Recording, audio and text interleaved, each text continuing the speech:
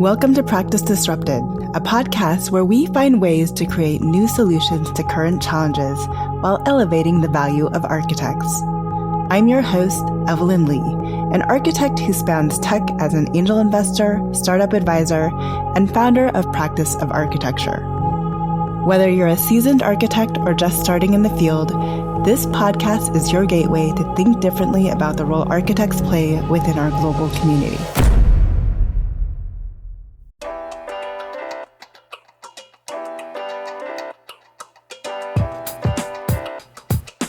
Hello, Disruptors. Welcome to this week's episode of Practice Disrupted. Today, we have a special panel discussion on the Built Environment Futures Council and the integration of artificial intelligence into architecture and construction.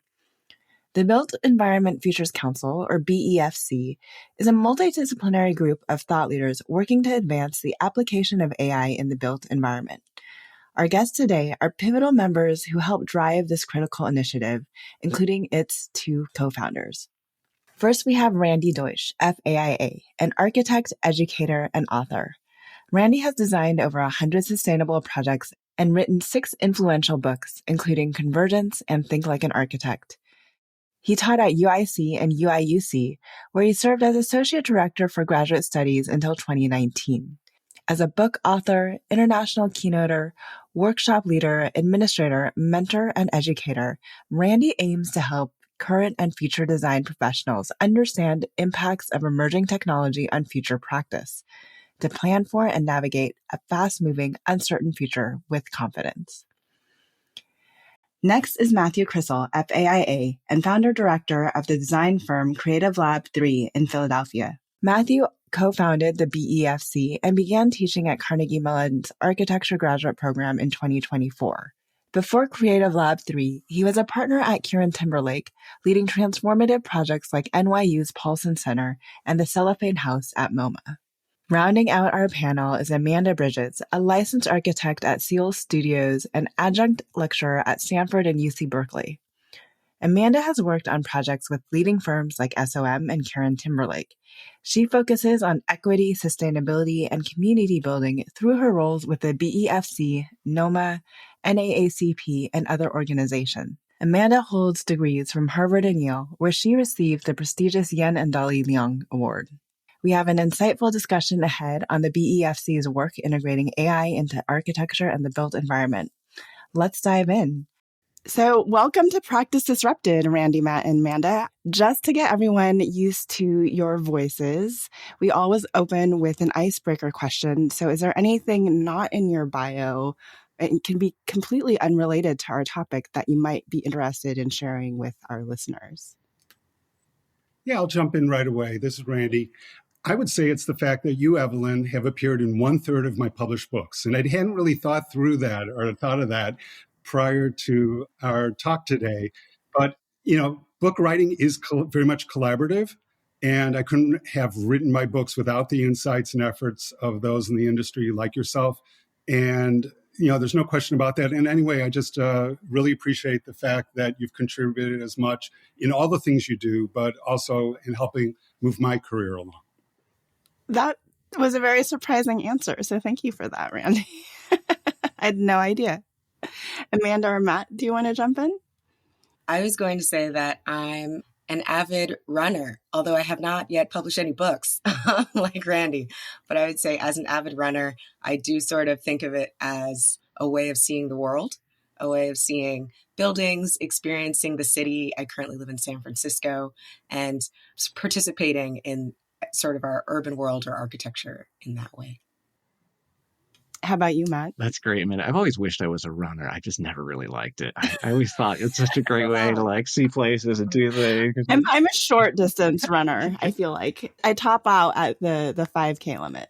But yeah, I'll walk fast to a coffee shop or something, or on a city tour. But I've never got into running. But interesting enough, I also on the athletic strand. So I've been a hockey player for about half my life, and then the second half, now that I have kids and stuff, I've stopped. But I started when I was 4 years old and played all the way through college, the University of Buffalo. So it was a big part of my life. And then I coached a youth team in New York City in my 20s.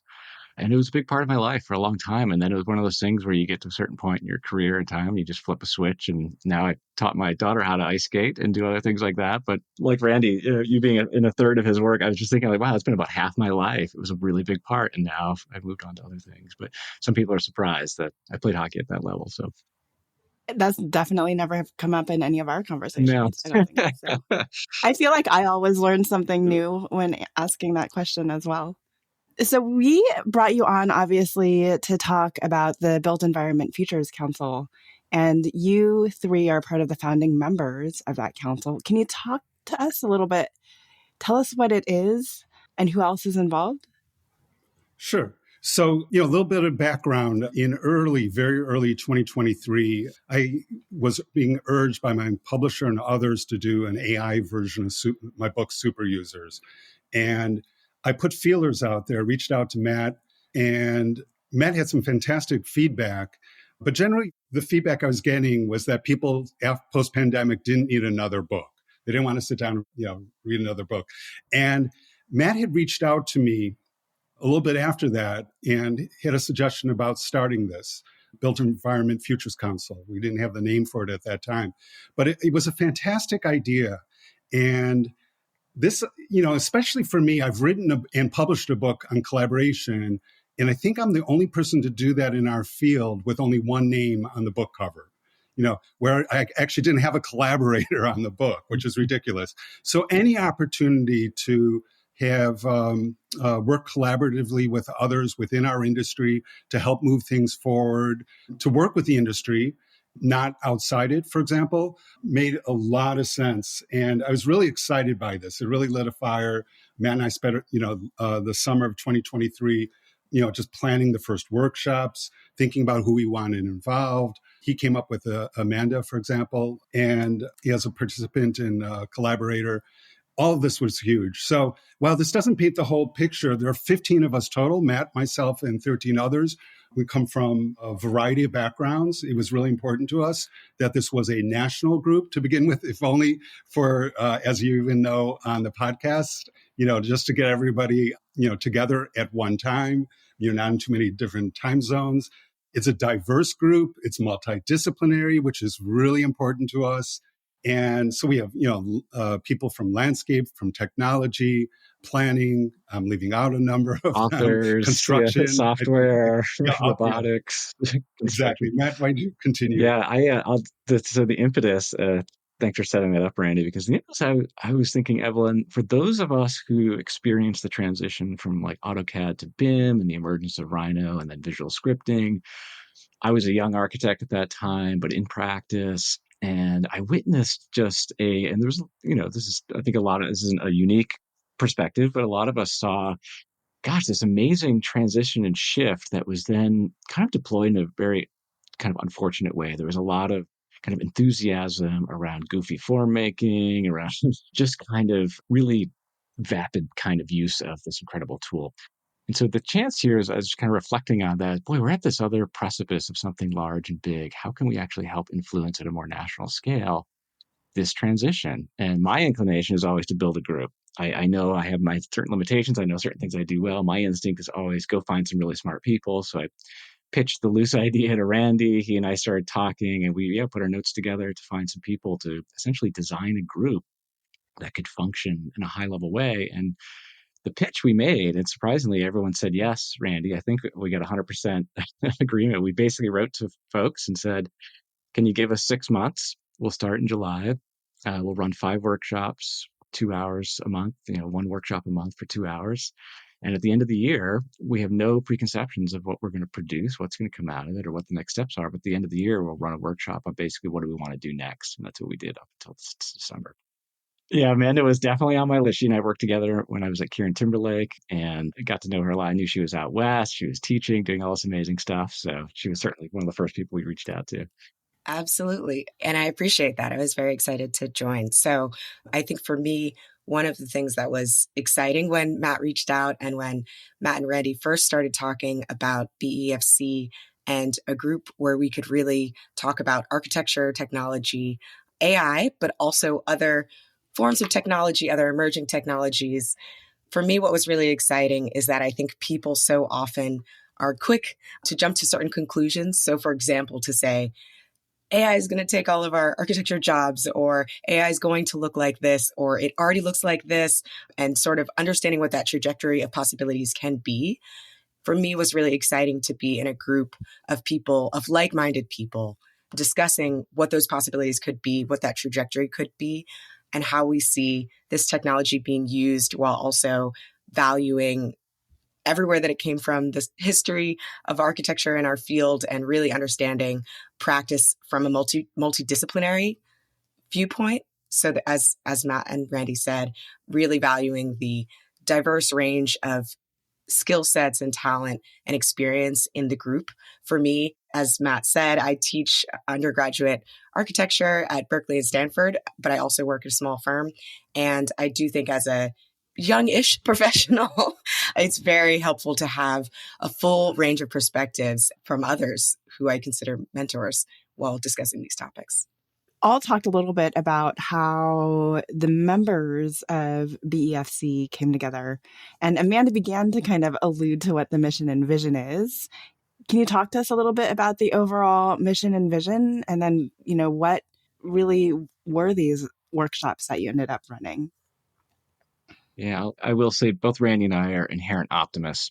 And when we first started talking from the beginning, it was important to us to orient the mindset and shift differently, both in who we brought in, but also kind of set the tone for the conversations. There were so many people in the space talking about everything that was going to go wrong. We wanted to simply create a group of, could we talk about what's possibly could go right? So from the beginning, we set out, I'll read our mission statement specifically. BEFC is a national futures council to advance the discourse and opportunities for artificial intelligence in design and construction, actionable leadership, insight, and foresight relevant to practice. So the other key thing that we set out was that relevant for practice.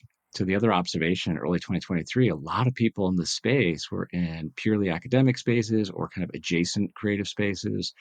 And so we felt that the need to not only bring the multidisciplinary component together we thought was unique, but really be able to orient any outcomes or questions we're asking specific to help people in practice. And that was what we thought at the national scale could be something we could actually give back, makes a futures council kind of outcome useful, and the kind of process that would actually be beneficial more broadly. Yeah, and picking up on what Matt's saying about positivity, it was really important. So in the summer of 2023, I had done an interview with a major media outlet on AI and the direction it was going in. But because no matter how they phrased the questions, they couldn't get anything negative out of me, they never published it. It just doesn't make for very good reading. Just like with novel writing, you don't want to read about happy families and happy people. Similarly, in our field, that doesn't make for great media.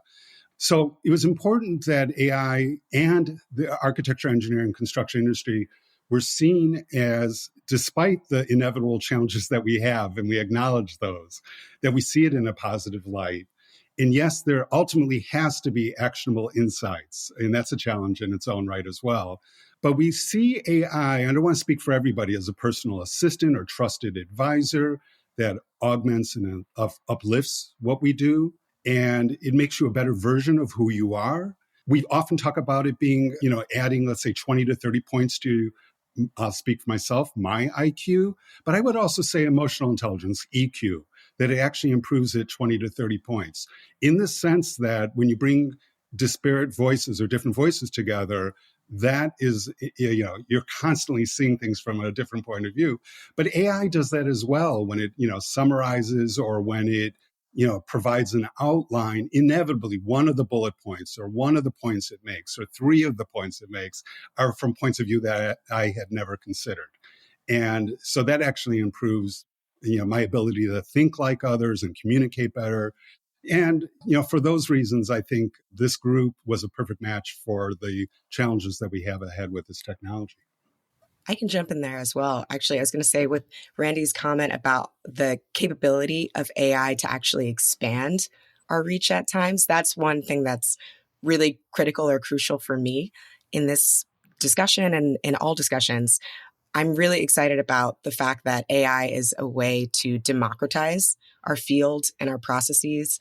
everything from internal processes to external processes. And we'll get probably deeper into discussion about some of that. But I do think it's really exciting to think about ways that traditionally, if you're looking at a sort of listed method or certain traditional ways of doing things, we actually become somewhat limited or restrained by those methods. And I actually see AI and technology as a means of expanding our reach in many of those ways and diversifying and, again, democratizing architecture as a field. So I think that that's something that I'm always really excited about talking about and pushing forward and seeing where it'll take us. I want to go back to a little bit, but a lot of the conversations that I am having or I'm hearing architects have around, when they talk about AI starts from the place that you started with, Matt, and I think begins to open up as Randy and Amanda discussed. But it's this whole transition from AutoCAD to BIM and Rhino, and then scripting on top of that and what we did. And for me, that was kind of an insular moment because that was tools that the industry, the AEC, and you can even throw in owners in there if you want, the AECO field was using. But AI is more transformative in the essence that it's impacting everyone in every industry, no matter what they are doing. So what are ways that you ensure that your group or that others can be thinking more broadly than it just being another evolution of the tool? Yeah, I'll jump in here. And I see immediately what is happening in this group. So we have some in the group who they're not curmudgeons, but they may not look at things as positively all the time as Matt and myself. You always need a healthy skeptic in your group. When you design a group, you need a few healthy skeptics, right, Randy? That was part of the alchemy of the group design, Absolutely. And I think it's really important that at least I'm seeing this. I'm kind of zooming in and out of our workshops. I'm rethinking and, the conversations that we have when we meet together. And I will go so far as to say, I haven't really discussed this with Matt, but there's been a lot of pressure for us to produce something, do something, it's in our mission that we'll, do something actionable. And I've watched other groups over the last 15 or 20 years get together and feel pressure to put out a book or conference or something like that. And I personally am hesitating because I see those as one-offs, and frequently the group just ends after they do that. So I actually see the work we're doing changing us, and I'm seeing it have an influence as the group members are then, part of articles, Substacks, blogs, podcasts, and so on, panel discussions. I'm seeing their points of view changing.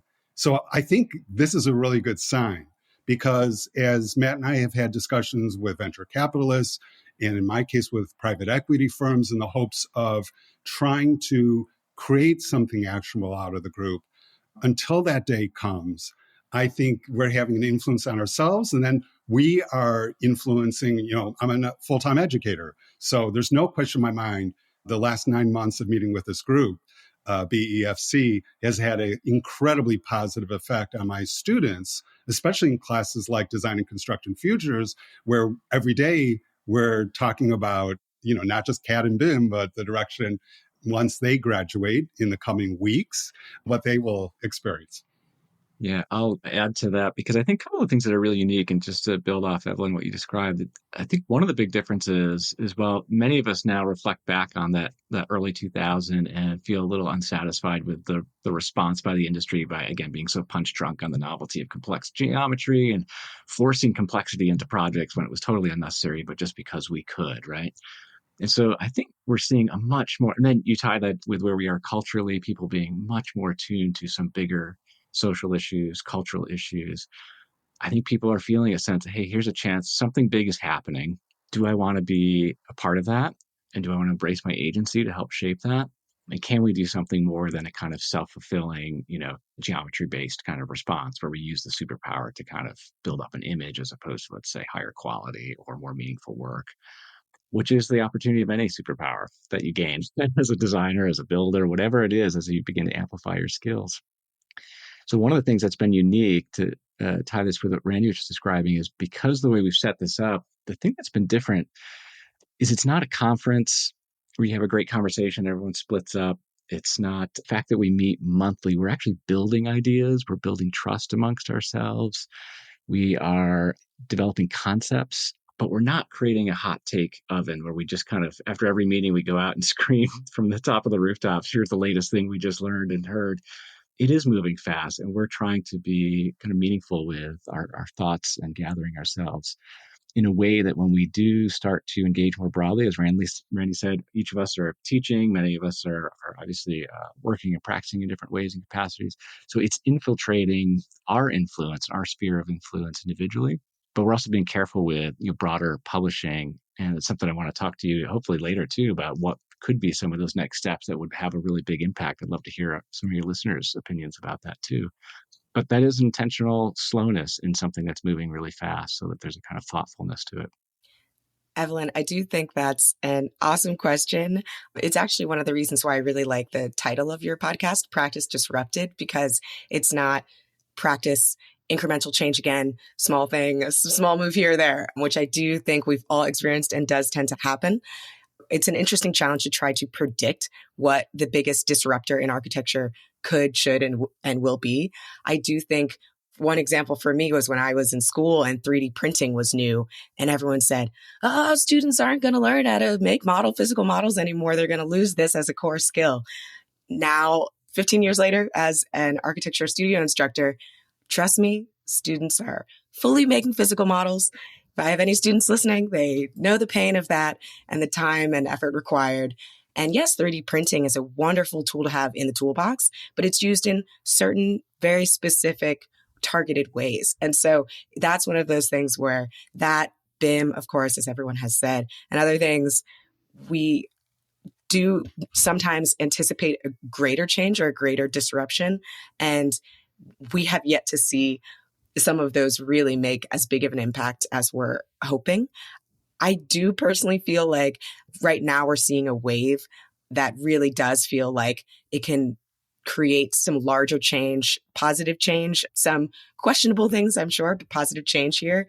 Another industry I actually look to as well, and I know you've discussed this on the podcast before, are things like the entertainment industry. So YouTube and social media really disrupted the entertainment industry in that it changed it from having to be always a top-down approach from, say, major production companies or major players in that industry. And it allowed, again, a little bit more of a democratic approach or individuals to really promote themselves. And I think all of those, that really was a major industry disruptor.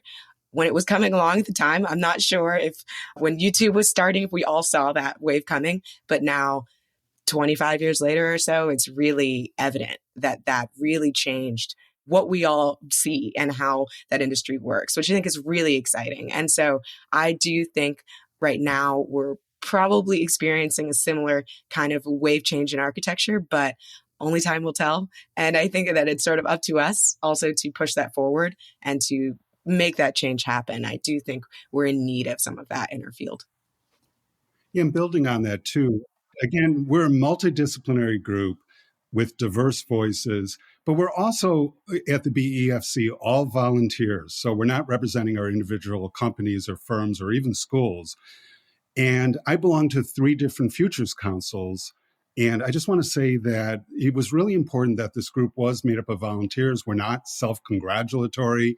There's no, at least not at this point, any pay to play.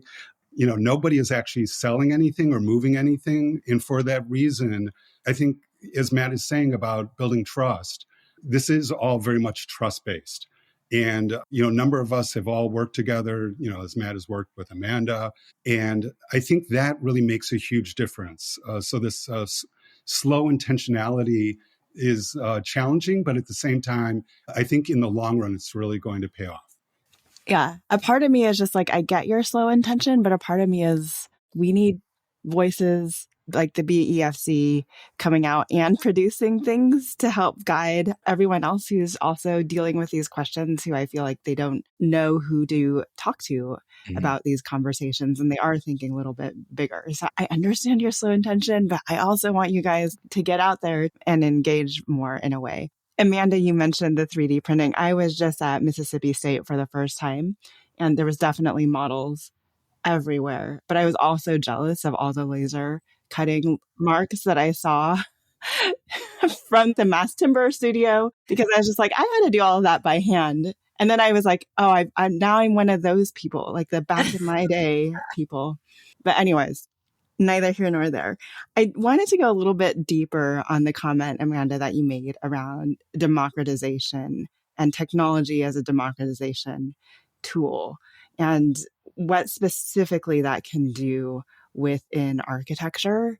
Sam Altman, came out earlier this year and said, there's amongst his little group, there's a bet to see who's going to be the first sole proprietor or kind of single person unicorn company. And a unicorn company is a company that they don't make 1 billion, right? They're estimated to have a value of 1 billion. And that is because of AI. So what type of impact do you see that having in the profession of AEC? And can you go a little bit deeper when you talk about democratization and access to the tools or how we do business? Yes, absolutely. So I do think there are a number of ways during our BEFC meetings, there are a number of ways we've discussed, all of us envisioning technology and AI really having impacts on different aspects of our field, different parts of it, whether it's from the professional practice standpoint, the utilization standpoint, the design process, even post-occupancy. So there's a number of things that we can get into. And I'm sure Matt and Randy will want to discuss some of that as well. One example is that of the democratization, for example. So I work at a 20-person firm or so called Shield Studios in San Francisco. We're an integrated design practice. And as a firm of that size, typically when you're looking for, say, a contractor or a consultant, or actually when clients are even looking for you, they find you through word of mouth or reference from a friend or some sort of referral, or sometimes it's a Dwell magazine advertisement, something like that. And those traditional means and methods of people finding one another, I actually find somewhat limited and somewhat limiting. I think that AI and technology really has the ability to open up new possibilities, where one thing I've said, for example, is that I could be looking for, if I wanted to work with a female GC, maybe of a certain descent, if I'm working on a certain project or with a certain group. And I was like, I really would love to work with a female contractor on this project. And going about finding that, there could be an amazing female contractor with an incredible background one town over. And if I don't find that person in my Google search, or if I don't have someone who's worked with that, know someone who's worked with that person in the past, finding them might actually be not as straightforward as I think for anyone. And that goes for all kinds of things. And I do think that that ability of AI to actually connect dots and reach across the aisle, ways that we haven't even conceived of, is really exciting. And I do think that that really provides new capabilities to all of us. I would say the same goes for when you're hiring or looking for a new employee. A lot of us firms end up having many employees from the same schools or schools that the principals went to, or senior architects such as myself. I do think it's really exciting to think of new ways for us to discover and find each other in practice. And so that to me is one example, but it's actually really more about professional practice and firm practice than the work itself. And so there are numerous examples, but I do think that's one that I'm particularly excited about. Again, is sort of the ability to diversify our workplace and field and find new connections through the technology itself. Yeah, pairing resources, people, communication, all of that has the opportunity to really, and just, again, put us in connection with more people, make opportunities, whether you're physically in a place or not, the remote opportunities that get enhanced. The other thing I've been thinking about, Evelyn, is that there's a lot of people in architecture, engineering, and construction that were trained outside of a lot of these tools, and in fact have never been able to actually engage them. And they've always relied on a small subset of people in the office or in the field office to open the model, create a rendering, engage in three-dimensional thinking. for the first time, we're starting to see people who don't have that training now able to engage in computational practices that they never really could before because of natural language interfaces, just streamlining and simplifying. I think as an industry, we are better when more people can operate three-dimensionally. I think as an industry, we're better when more people can communicate and see what we're working towards and operate and experiment and explore in the same spaces that a privileged few who could always do the more complex tools. As these things become more accessible, simpler, or at least aspects of it, facets of it become more available to more people to engage, from the client side to the user side to just even the internal teams. I think that changes our capacity to deliver great work, manage budgets, timelines, so many things and decisions that have to happen and coincide. The more people that are all pulling in the same direction, able to engage in high quality information along the way without always having to ask permission or get somebody to help you. That agency is important for doing great transformative work. And that's a huge point, which is really that there's a low bar to entry for the LLMs and other tools, as Matt's saying. There's the lower learning curve. We don't go then, therefore, through the trough of disillusionment on the hype cycle. And because we have these diverse voices, we, Matt just said, with better work, richer work. But I am also seeing something happening in terms of UX. So I'm seeing a lot of the startups right now going in that direction. They're realizing the advantage that these AI tools have in being accessible to everybody. It's really about access. And they are starting to come out with versions of the tools and work processes that they've been putting forward in ways that have really low bars to entry, which is huge. So we're going to see more and more of that as a spin-off from what we're experiencing right now. I do think, actually, if I could add one more point and sort of working off of what Matt and Randy said, Evelyn, one thing I also wanted to point out is that most of us don't have experience with architects or with architecture necessarily in our lives outside of what we all, of course, do here on this podcast today. But most people, so growing up, I had never interacted with an architect, or my parents didn't use an architect. I didn't know any architects, and most people, they grew up in a house and they've never experienced that necessarily, what that profession is or how it works exactly. And sometimes when people talk about AI replacing certain kinds of tasks, artificial narrow intelligence, for example, is what you call very certain task-based artificial intelligence. And so to me, AI replacing some of that is different than generative AI replacing more of the architecture process. However, either way, if some of what architects currently do can be done through technology, I don't necessarily see that as a full job replacement for us. To me, it's actually really exciting to think about more people then having access to architects, if that makes sense. So if we actually don't have to have as large of a scope of work on every project, and our role is really specifically targeted towards helping clients ask the right questions, or really understanding what their lifestyle is, or understanding what their development project is and how we can cater design towards that. And then using other tools to, say, create a full permit drawing set from a 3D model or make renderings. That, I would argue, actually frees us up to then possibly work with more clients or more people. And it could lower the barrier of entry, or the bar of entry, to something that's more affordable and more readily available for more people. And I don't see how that sort of is a hindrance. I actually see that as a great aspect of all of this that could then lead us to living in a better designed world. Matt, I wanted to take what you said and break it down a little bit about accessibility to tools.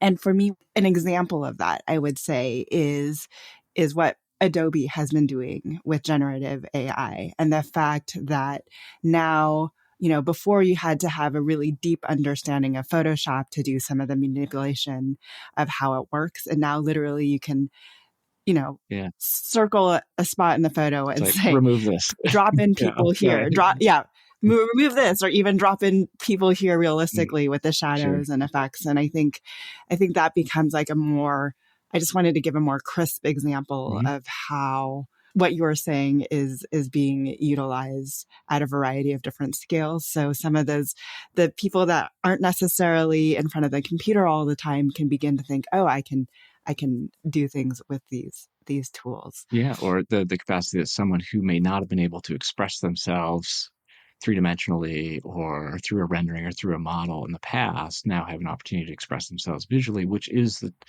a big part of the toolkit that designers and builders use to communicate, is being able to operate three-dimensionally in a simulated world. That's, we all, as architects, we live in the future. Our entire profession is years out ahead, right? Everything's a simulation that we're operating in and designing in, and we're trying to bring people into that space and communicate, get them excited, understand what we're working towards, help solve complex problems in that space. So the more that becomes, I think, easier and more accessible, people can engage. I mean, it's fascinating because I do think this is where, Amanda, what you just brought up, there are some of these like ethical things we've been wrestling with in the group.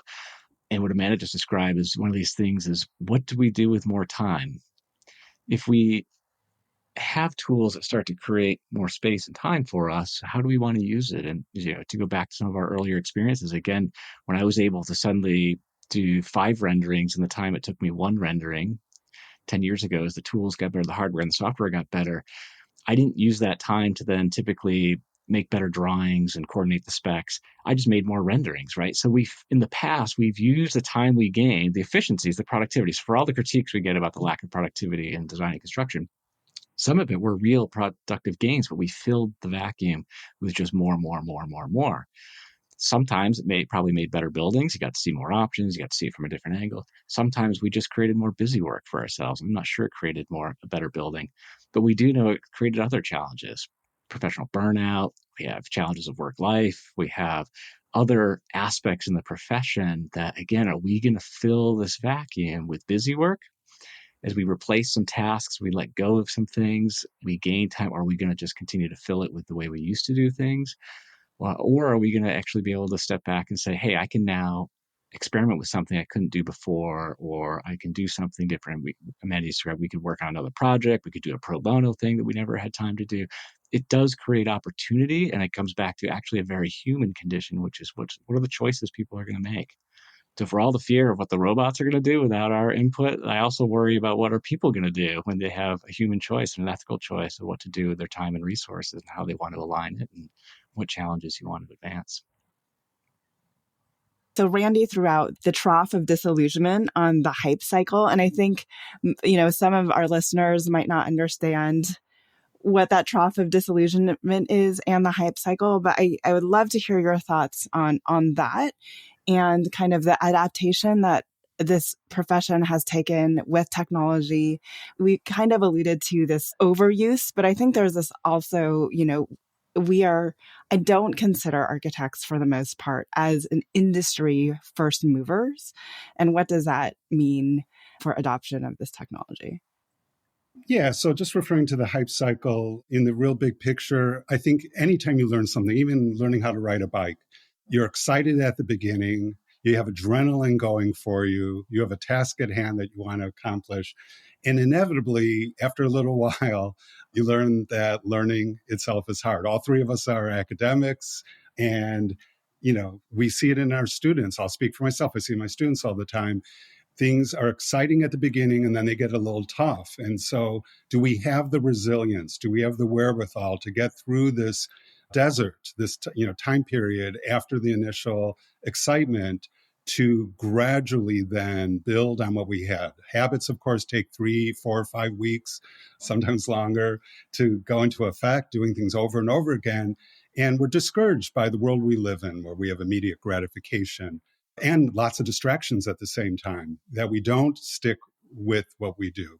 I personally feel like, I'm sure Amanda and Matt are tired of hearing me say this, but as Matt was just saying about one of the uses or advantages of AI is it is a time-saving tool.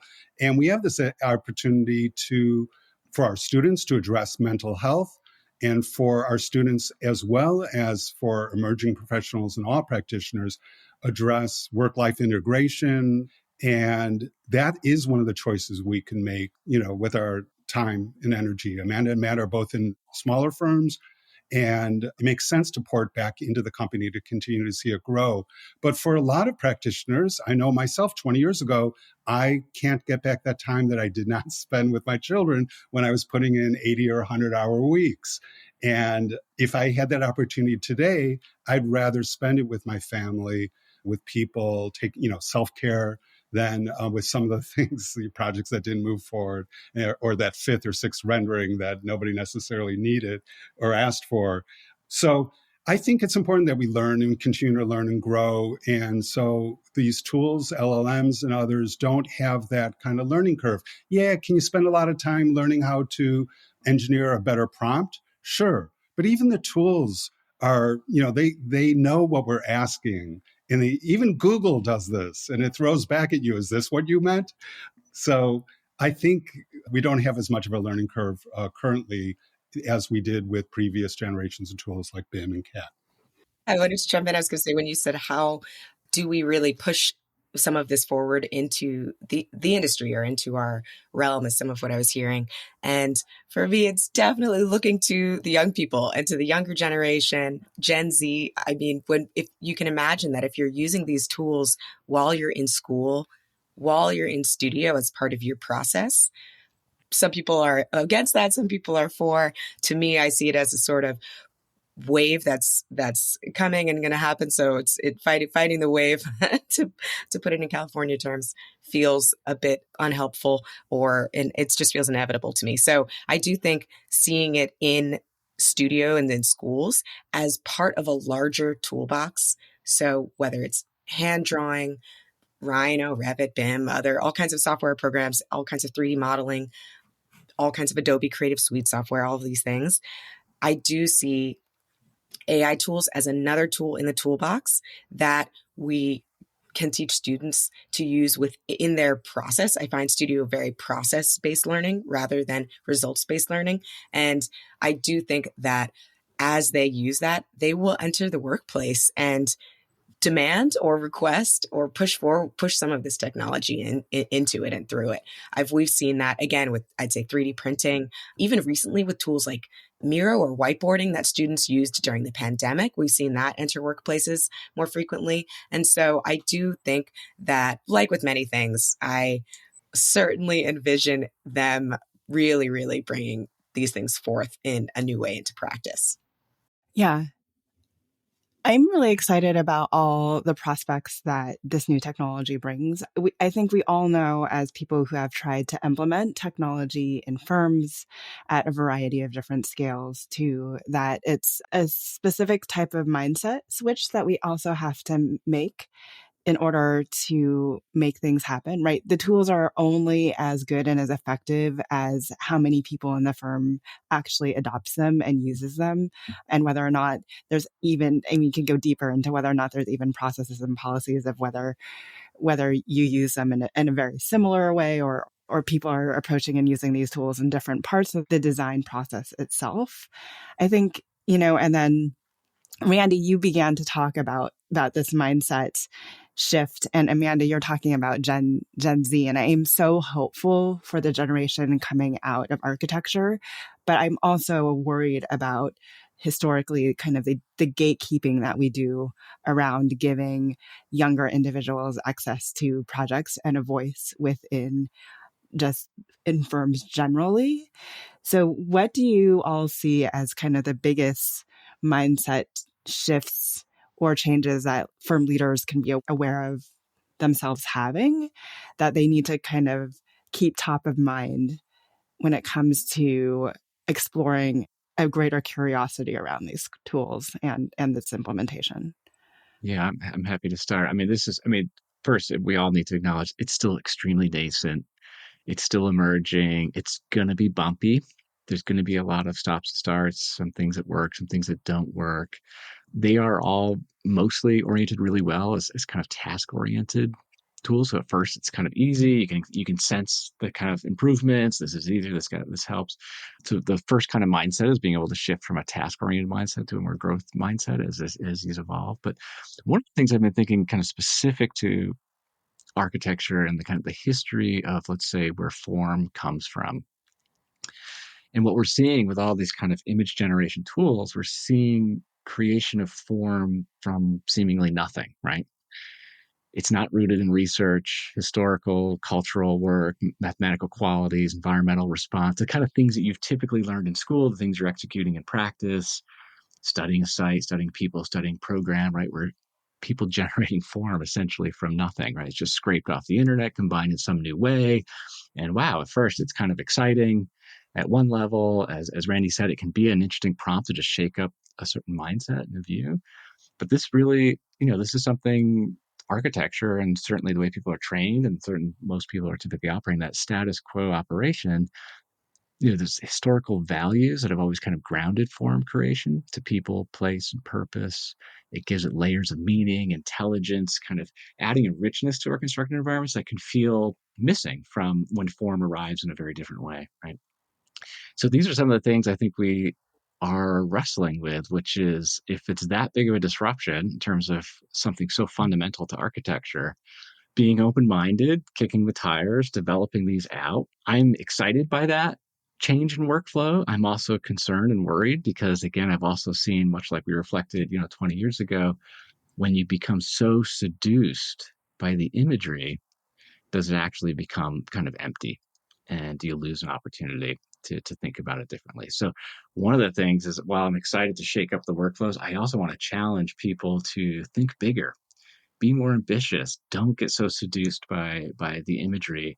Don't give up the criticality that architects bring, the questions you need to ask, how we actually give value to form. Don't be so seduced at that ease and speed that comes so easily and is overvalued. We don't want that to become so overvalued in the creative flow. So how it changes how we work, how we think about where form comes from and shapes the world. We want to be open-minded to these, but we also all have to bring those value. What did we learn through all this that can help shape the younger generation who are starting with this new tool set to not lose some of those things about criticality and giving real meaning to form? I have two responses based on the audience. So for the emerging generation, Gen Zs, those, just to be clear, those born 1995 and after, they already naturally respond. They're not learning from me, their instructor, almost ever. They're checking in with each other and getting responses to questions. Even when I do a pop quiz, it seems like they check in with each other. So their responses are crowdsourced, participatory. They're looking to add value. And I love the fact that our clients, our team leaders, everybody is already trained by AI to answer the question, have you considered? You're looking for this, or these are your preferences in the past. So have you considered this, this, and this?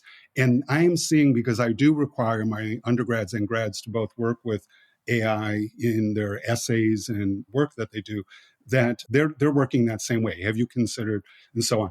And then the second group would be the current leaders, the rising generation beyond Gen Zs. And at the risk of, offering platitudes, I would recommend that they be or remain open and they question everything and they don't believe the hype. So again, the media inevitably has these headlines that they take back later. And the headlines are frequently that your job is going to go away and so on, not to buy into all of that. So don't panic, don't get anxious. Even if it's something along the lines of AI currently hallucinates, well, it's improving incredibly well.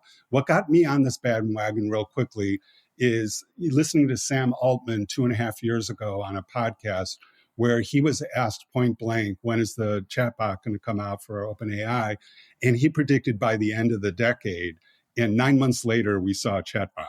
And I'm thinking very quickly, we're not going to see GPT-10 in the coming weeks. But by the end of the year, he's saying we're going to see a next generation, irrespective of what's going to be called. And that probably means even sooner. And so we should be looking to other markets and sectors for addressing how they are working with AI. And if I can make a recommendation to your listeners, I would just start with economists, because economists aren't just business-minded and market-minded. It's a liberal arts in the university, economics. And so they're thinking like everybody. And so look for ways to contribute, plan for things moving and advancing faster than you would expect, but think holistically as well and be inspired by other sectors. We frequently are not the leaders, the AC industry, as you point out, Evelyn, but there's no reason we should continue to trail given the world we live in. You guys have been creating these really great segues as we've gathered around this conversation today.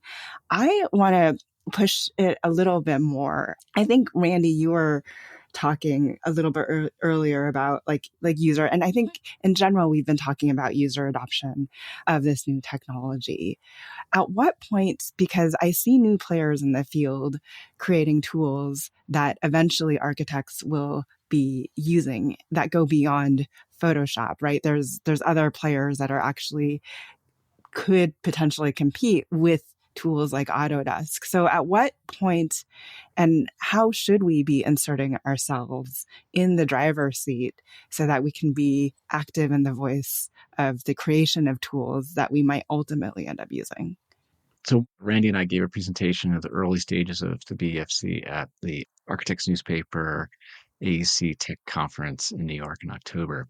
And interestingly enough, at the end, several startups raised their hands and said, hey, how can we get more architects involved in helping us shape these tools? It turns out a lot of folks actually making the tools have little, or sometimes they have one or two people, but oftentimes there's more people with less knowledge about architecture than you might imagine.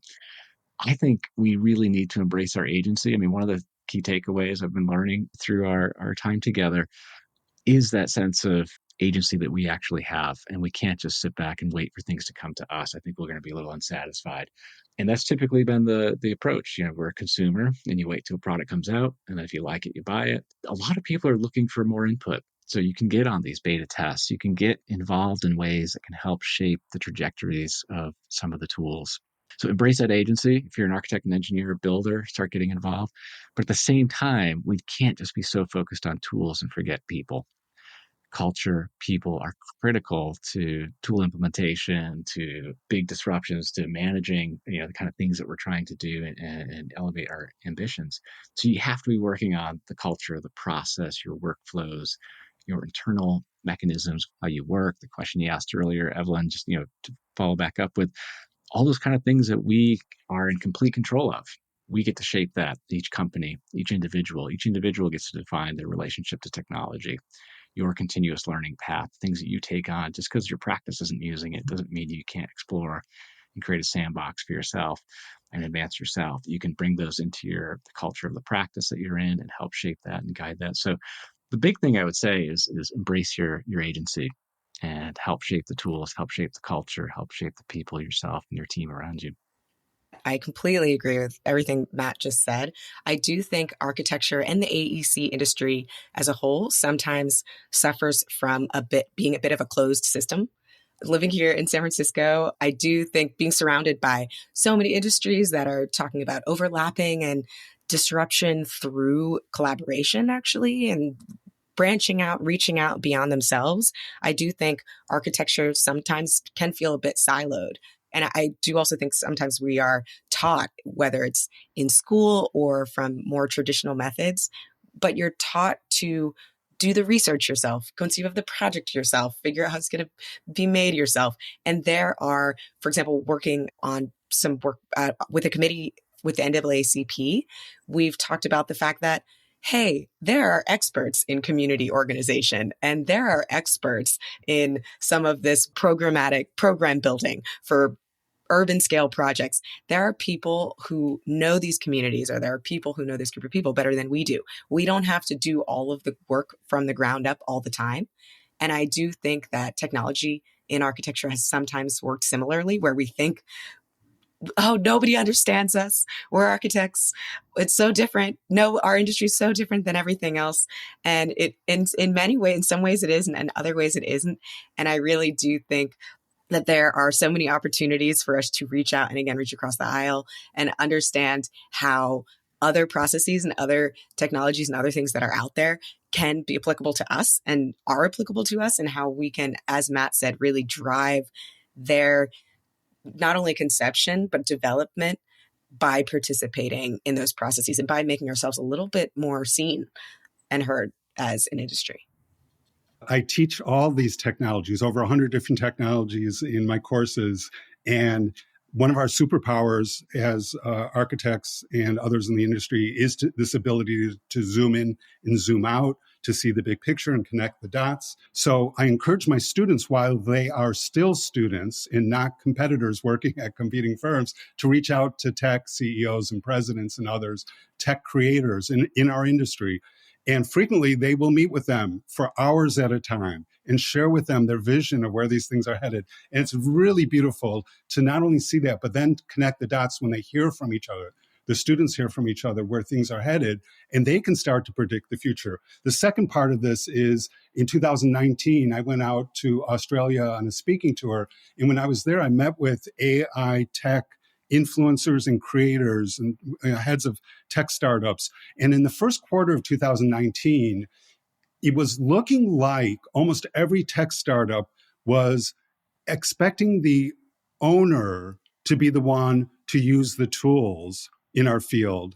And so the tools were being geared towards the owner. By the second quarter of 2019, not a single one of these tech startups had a tech startup where the owner was even interested in getting involved. And you could spend a lot of time parsing that and trying to understand what's behind that decision, but it happened all at the same time. So there's a lot of fear that a lot of these tools are geared towards owners and clients. And the reality is there's not a strong interest. Even if there's a low bar to entry, even if they can use AI readily, they still want design professionals, the insights that we share and everything that we bring to a project, including the agency that we have to the project. So another reason why I see this as a very positive trend. So we've learned a lot about what you are all, like the view, I think, of the Building Environment Futures Council. And I'm imagining that some of our listeners are going to be like, okay, so when are they going to release something, or how do I get involved with what they are having conversations about? So what is next for the BEFC? And, if people are interested in even hosting their own type of forums, what do you recommend if you guys are staying relatively small yourself? We are. So as I said, our first pitch was to get people to sign up for 6 months. And we ran at the end of the year, we had this big conversation on all the things we could do and wanted to do and try to do. And we tried to find unique ways. So as Randy mentioned earlier, thinking about potential funding streams that could allow us to, could we help facilitate fast grants to create opportunities to get people to access and experiment with tools in unique ways and give different people a voice and a platform that they may not have otherwise? Could we find ways to create unique engagements where the BFC could design some unique engagements in a unique place that generates a different kind of dialogue and different kind of conversation? That's one strand of looking at it. The other one is we got the group to sign up essentially for another 6 months, or halfway through this next period. We just had on Tuesday, I thought, an amazing session where we had two other folks host the 2-hour session, and we took on the question of what is the augmented owner, what is the augmented builder, what is the augmented architect, and we went through every phase from business development through every phase of design. That to me, Amanda and Randy, felt like there was something there that we will be able to turn into something that we think can share and help, whether that's an interactive map, whether it's something we write and publish, whether it's something we continue to share, as we said earlier, just through platforms like this and speaking engagements and through our kind of work practices and that kind of bottom-up version. So we are open-minded to it, Evelyn, but we are being cautious about not just throwing more noise into the field of noise. One of the things we've learned in this is one of the great skills emerging from this is how you're a good editor and how do we separate signal from noise. So we don't want to be just contributing to noise. We've got something really great happening here, and we're going to try and find some compelling but unique and innovative ways to share and help advance more broadly. But this is something I mentioned to you before we signed on. I'd love to hear from people listening to this, ideas of unique ways of engagement. Is that in person? Is it one-on-one? Is it through traditional publishing tools? Is it something we haven't invented yet? Yeah, and I'm a co-founder of the BEFC, and I'm here to tell you that every time we meet monthly, I'm still trying to find ways to get involved myself. So I think just showing up at a Zoom doesn't just, assume that you are involved. You have to find ways to contribute, to add value, to move the ball forward. And then even as we're creating something like this excellent session or workshop that we had, try to envision how can this have an effect, either, from like the fast grants with the philanthropic point of view. Maybe this will lead to new tools and work processes, and we want to encourage others to do that. So it's constantly looking ahead based on the things that we're working on, I think. And I think, that idea of agency as well. You don't have to necessarily be a member immediately of the BEFC. You just want to look for ways to participate and get involved in any capacity. And then when the doors open, we'll be ready. I also just wanted to add that I do encourage people. I think Matt and Randy would agree that right now, many of us have more questions than answers. And I actually think that that's an okay place to be in terms of curiosity and piquing curiosity and questioning and exploring new territory. So I do want to encourage others who also feel that they're not necessarily, they say, well, I'm not an expert in this, or I don't have experience in this.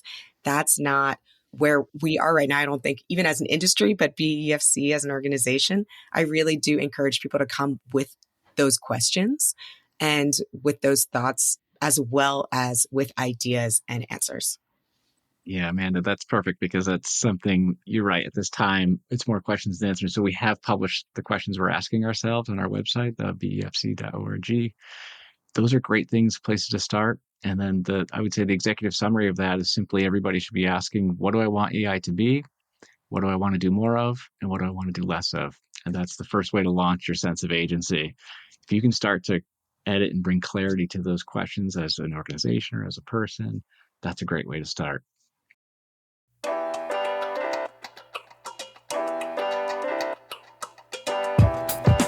Hi, Disruptors.